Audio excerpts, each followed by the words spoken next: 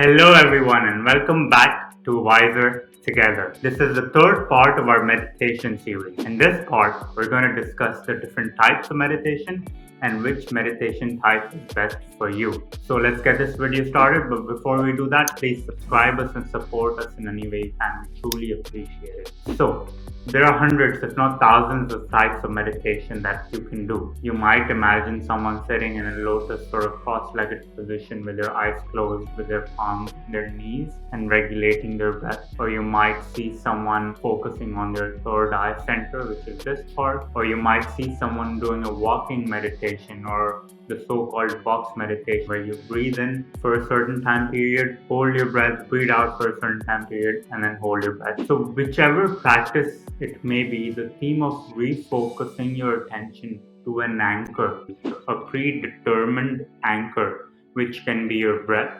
It could be your third eye center. It could be any region within your body, or it could be an object on the outside.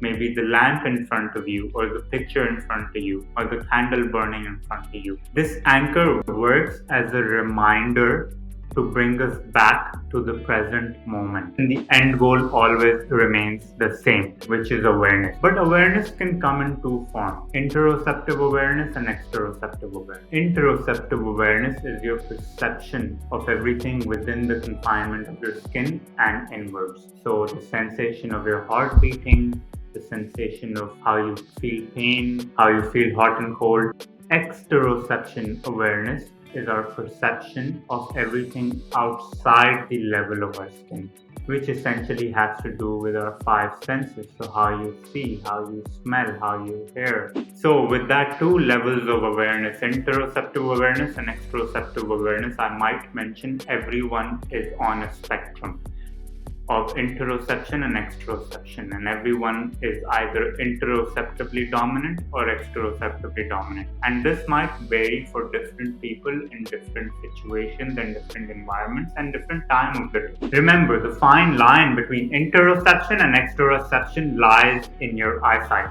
Eyes closed meaning you're doing more interoception and trying to be more aware of your bodily sensations. Eyes open meaning you're doing more exteroception and trying to be more aware of the sensations around you. However, in most practical situations, you might be doing both. So for example, you're at a restaurant and you're reading at a menu, which is exteroception, but the feelings and the sensations you get reading that menu or associating a certain kind of feeling or emotion to a certain kind of dish is basically an example of interoception and exteroception working together to make the final decision. The idea is to determine if you're more interoceptively dominant or exteroceptively dominant. There is no right and wrong answer. So keep practicing and focus more on what you lack. Please let us know in the comments below if you're more interoceptively dominant or you're more exteroceptively dominant. Thank you for watching this video and sticking by till the end. Please subscribe and support us in any way you can. In the next video, we're going to discuss how you can meditate and share the most fundamental principles of meditation. See you in the next one.